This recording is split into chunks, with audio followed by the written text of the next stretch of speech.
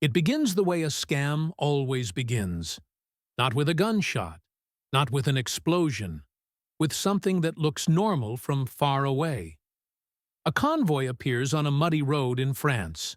Trucks, jeeps, armor silhouettes crawling through the haze. A new unit is arriving, fresh strength, fresh steel. The kind of sight that makes enemy pilots squint a little longer and report, "They're moving divisions up here." From above, it's convincing. From the ground, if you're close enough, you'd notice the first problem. That tank doesn't sound like a tank. It sounds like a canvas tent breathing, because the most dangerous army in Europe, for a moment, isn't made of steel. It's made of air.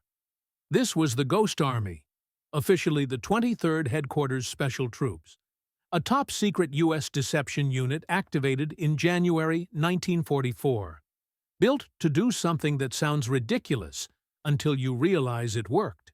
Pretend to be an army that didn't exist. And they didn't pretend with one trick. They built a whole illusion, visual, sonic, and radio, like a traveling movie studio that set up near the front, rolled cameras in their minds, and convinced German intelligence the wrong forces were in the wrong places at the wrong time. Picture it. You're in World War II Europe, and somewhere in the dark, an enemy officer is leaning over a map, trying to guess where the next punch will land. He doesn't need to be perfect. He just needs to be less wrong than the other guy. So you feed him the wrong answer. Not once. Over and over. Until the wrong answer feels like the only answer. The Ghost Army was small, around 1,100 men, but designed to simulate forces massively larger than themselves, and to misdirect German attention long enough for real Allied units to maneuver and strike. And the casting was unreal. These weren't just infantrymen. The unit pulled in artists, designers, engineers, audio specialists, radio operators, the kind of people you'd expect to see in an art school hallway or a theater workshop, not near artillery fire. The war needed shooters, sure, but the Ghost Army needed liars. The good kind. The kind who can look you in the eyes and sell you a reality that isn't there. Because if you buy it, people live. Here's how the con worked. First, the visuals.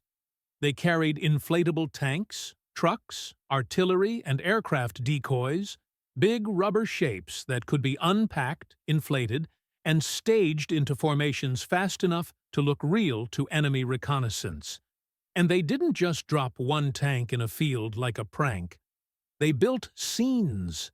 A motor pool laid out with discipline.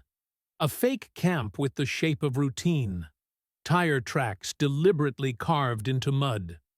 Canvas draped to create shadows from above. They even leaned into imperfections on purpose, because perfect can look fake, but sloppy looks human. Second, the sound. They had sound trucks, mobile systems that could broadcast recorded battlefield audio, engines, clanking tracks, troops moving, construction, armor shifting position. You didn't need to see a tank if you could hear one in the dark. The night does the rest. The imagination fills gaps faster than the truth ever could. Third, radio. In war, radio traffic is a heartbeat. If you know how to listen, you can tell who's where, who's moving, what kind of unit is nearby, and whether a big attack is coming. So the Ghost Army created fake radio networks, scripts, call signs, patterns, designed to imitate specific real units. They didn't just send random chatter. They copied the rhythm of an organization. The way a division sounds when it's packing up, the way it sounds when it's exhausted, the way it sounds when it's preparing something big. And then they did something almost cinematic. Impersonation. They would wear the patches of other units. They'd roll into towns acting like the advance party of a famous division. They'd stage headquarters activity, Officers coming and going, maps being moved, MPs controlling traffic, paperwork looking official enough to fool eyes that wanted to be fooled. They were selling a story to the enemy. But the scariest part is this: they had to sell it close enough to be believed. A con from a safe distance is a trick. A con near the front is a gamble. Because if the Germans pushed scouts forward, if they probed the division and found canvas and air where steel should be, then the Ghost Army wouldn't be a clever myth. They'd be a small group of men standing between an enemy and the truth. And truth, in war, is lethal. That's what makes this story feel like a thriller. The tension isn't just, will they fool the enemy? It's, how long can you stand on the edge of a knife while pretending you're not bleeding? By late summer 1944, the unit started using all three tools together: visual, sonic, and radio, in operations like Brest in France, where the deception wasn't an abstract trick on a map. It happened amid real fighting, real pressure, and real danger. Ghost Army Legacy Project 3. Imagine setting up inflatable armor, while actual artillery is a possibility. Imagine trying to sound like a division, while trying not to get discovered by the people who would love to prove you're lying. You're inflating a fake tank, and a gust of wind makes it wobble.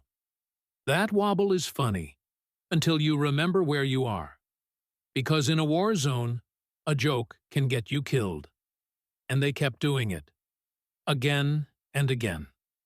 More than 20 deception operations across France, Belgium, Luxembourg, and Germany, moving like a stage crew, packing up their illusions, setting them down somewhere else, and leaving behind a memory in enemy reports that sounded like certainty. Wikipedia, 2. This is the part that feels modern in a way history rarely does. Because today, everyone understands the power of perception.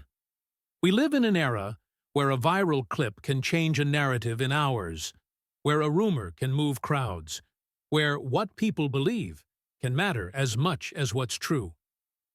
The Ghost Army did that without the internet. They weaponized attention. They understood something brutally simple. The enemy can't react to what you are, only to what they think you are. And in March 1945, they pulled off the kind of operation that reads like a heist finale. Operation Viersen. The Allies needed to cross the Rhine. Dangerous, decisive, high stakes. The enemy would be watching for the crossing point like a hawk watches for movement in tall grass. So the Ghost Army created movement. They set up a convincing threat in the wrong place, building the illusion of major forces preparing to cross the river somewhere else, drawing German attention away from where the real crossing would happen. This deception ran from March 18th to 24th, 1945. And it's widely described as their most elaborate and most successful show. The official history calls it the unit's best effort of the war. Think about what that means. For days, they have to keep the lie alive. Inflatables staged, sound rolling through the night, radio chatter singing the enemy a lullaby made of static and false confidence. And the entire time, somewhere across the river, German commanders are making decisions, moving units, adjusting defenses, based on a picture that the Ghost Army painted for them. A painting made of air, sound, and script. One of the most unsettling details, because it's so theatrical, is the impersonation element. They didn't just fake equipment, they faked identity. People wore other units' insignia, acted like other units' officers, and made the story feel real enough that enemy intelligence treated it as real. It's not conspiracy history. It's documented military deception, a sanctioned strategic lie used to save lives and win ground. And according to reporting around their later recognition, these deceptions are credited with helping protect thousands of Allied troops, Estimates often cited in the range of 15,000 to 30,000 lives saved. That number matters, but the mechanism matters more, because it means this wasn't cute. This wasn't a wartime prank. This was the difference between an enemy artillery battery aiming at your real crossing or wasting shells on a ghost. The strangest part of the Ghost Army story might be what happened after. For decades, it stayed in the shadows. Their work was classified, their records sealed, their tricks absorbed into the quiet bloodstream of modern military doctrine. The public didn't clap because the public didn't know. The story wasn't widely open until it was declassified in 1996, long after many of the men had returned home and built ordinary lives that didn't match the insanity of what they'd done. Imagine carrying that. You helped fool an enemy army in the biggest war in history.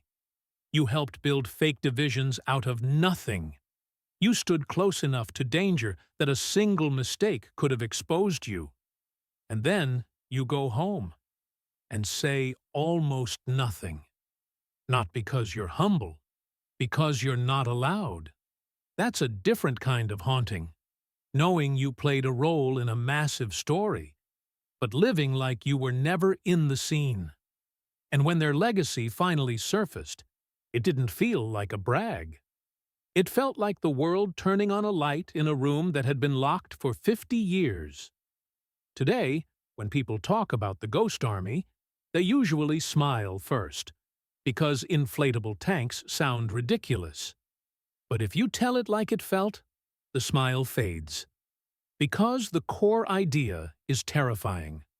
The battlefield isn't just where bullets fly, it's where minds decide what's real. The Ghost Army didn't defeat the Nazis by being stronger. They defeated them again and again by making them guess wrong. And that's the kind of victory that doesn't look heroic in a photograph. No dramatic flag raising, no famous charge, just a quiet lie placed in the right spot, at the right time, held steady under pressure, until real soldiers could move through the gap and survive. In a thriller, the most effective weapon is rarely the loudest one. Sometimes, it's the thing you never see coming. Sometimes it's a sound in the dark that convinces you a tank is nearby, when all that's actually there is a handful of men, a speaker, a script, and a balloon shaped like war. And you still move your army to stop it, because you believe. And in that moment, belief becomes the battlefield.